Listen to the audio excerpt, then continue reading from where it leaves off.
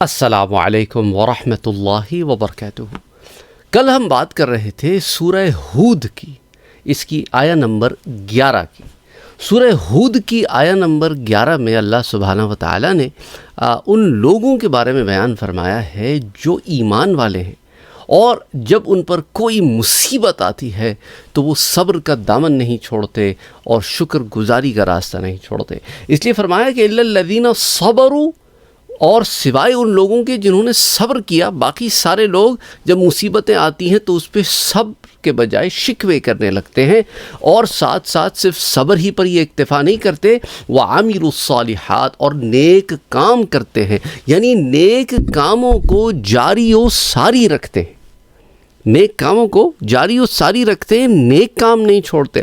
بعض دفعہ کیا ہوتا ہے، انسان ضد میں آ جاتا ہے، اچھا میرے ساتھ ایسا ہو گیا ہے، میرے ساتھ فلاں چیز ہو گئی ہے، ٹھیک ہے اب میں بھی یہ کام نہیں کروں گا، میں تو بڑی نمازیں پڑھتا تھا، میں تو بہت روزے رکھتا تھا، میں تو بڑی عبادتیں کرتا تھا، میں تو تہجد گزار تھا، اور اب میرے اوپر یہ آزمائش آ گئی ہے، اچھا تو پھر اب میں یہ کام، تو یہ جو ہم نے کرائٹیریا بنایا ہوا ہے نا کہ اگر میں تہجد گزار ہوں تو مجھ پہ آزمائش نہیں آئے گی، یہ کرائٹیریا ہی غلط ہے۔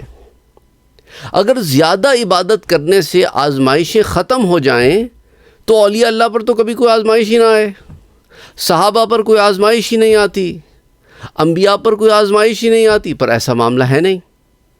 تو اس لیے کیا ہے کہ جنہوں نے صبر کی اور اچھے کام کے لیے، ان کے لیے کیا ہے، اولئک لہم مغفرۃ واجر کبیر، ان کے لیے اللہ سبحانہ و تعالیٰ کی طرف سے بہت بخشش بھی ہے اور بہت بڑا ثواب بھی ہے۔ اچھا، حضرت ابو سعید خدری رضی اللہ تعالیٰ عنہ روایت کرتے ہیں کہ حضور اکرم صلی اللہ علیہ وآلہ وسلم نے ارشاد فرمایا کہ جو صبر کرنا چاہے گا اللہ اسے صبر کی توفیق عطا فرما دے گا، اور صبر سے بہتر اور وسعت والی عطا کسی پر نہیں کی گئی۔ صحیح مسلم کی روایت ہے کتاب الزکوٰۃ میں، یعنی آپ کو ولنگ ہونا ہے صبر کرنے کے لیے۔ دوسری روایت حضرت عبداللہ ابن مسعود رضی اللہ تعالی عنہ سے آتی ہے کہ حضور صلی اللہ علیہ وآلہ وسلم نے ارشاد فرمایا کہ صبر آدھا ایمان ہے اور یقین پورا ایمان ہے۔ معجم الکبیر کی یہ روایت ہے، حدیث 8544، یعنی کہ آپ نے صبر بھی کرنا ہے اور ساتھ بھروسہ بھی رکھنا ہے، یقین بھی رکھنا ہے۔ اسی طرح حضرت صہیب رومی سے روایت ہے کہ حضور صلی اللہ علیہ وآلہ وسلم نے ارشاد فرمایا کہ مومن کے معاملے پر تعجب ہے کہ اس کا سارا معاملہ بھلائی پر مشتمل ہے، بھلائی پر ہوتا ہے، اور یہ صرف اسی مومن کے لیے ہے جسے خوشحالی حاصل ہوتی ہے تو شکر کرتا ہے، کیونکہ اس کے حق میں یہی بہتر ہے، اور اگر تنگ دستی پہنچتی ہے، کچھ تنگی پہنچتی ہے تو صبر کرتا ہے تو یہ بھی اس کے حق میں بہتر ہے۔ صحیح مسلم کی روایت ہے کتاب الزہد والرقائق میں۔ اچھا، پھر حضرت عبداللہ ابن عباس سے ایک روایت آتی ہے، فرماتے ہیں کہ حضور اکرم صلی اللہ علیہ وآلہ وسلم کا ارشاد پاک ہے کہ جس کے مال یا جان میں مصیبت آئی، مال یا جان میں مصیبت آئی، پھر اس نے اسے پوشیدہ رکھا اور لوگوں پر ظاہر نہ کیا، تو اللہ پر حق ہے کہ اس کی مغفرت فرما دے۔ معجم الاوسط کی روایت 737۔ تو اب آپ یہ دیکھیں ہم نے کیا کرنا شروع کر دیا، ہم واویلے کرنے شروع کر دیتے ہیں، ہم ساری دنیا کو اپنی مصیبتیں بتانی شروع کر دیتے ہیں، پریشانیاں بتانی شروع کر دیتے ہیں، سب سے ہمدردیاں گھیرنی شروع کر دیتے ہیں، اور پھر شکوے شکایتیں ہماری ختم نہیں ہوتی، جتنے منہ اتنی باتیں، اور پتہ نہیں کیا کیا لگا ہوا ہے ساتھ ہے۔ اور کیا فرمایا کہ مصیبت آئی اسے پوشیدہ رکھا، اپنے اور اپنے رب کے درمیان معاملہ رکھا، تو اللہ اسے یہ اللہ پر حق ہے کہ اس کی مغفرت، یعنی اتنی بڑی بات۔ اچھا، پھر حضرت ابو سعید خدری سے ایک روایت آتی ہے کہ حضور صلی اللہ علیہ وآلہ وسلم نے ارشاد فرمایا کہ مسلمان کو پہنچنے والا کوئی دکھ، کوئی تکلیف، کوئی غم، کوئی ملال، کوئی اذیت، کوئی درد ایسا نہیں خواہ اس کے پیر میں کانٹا ہی چبھے، مگر اس کی وجہ سے اللہ اس کے گناہوں کو معاف فرما دیتا ہے۔ اللہ اکبر۔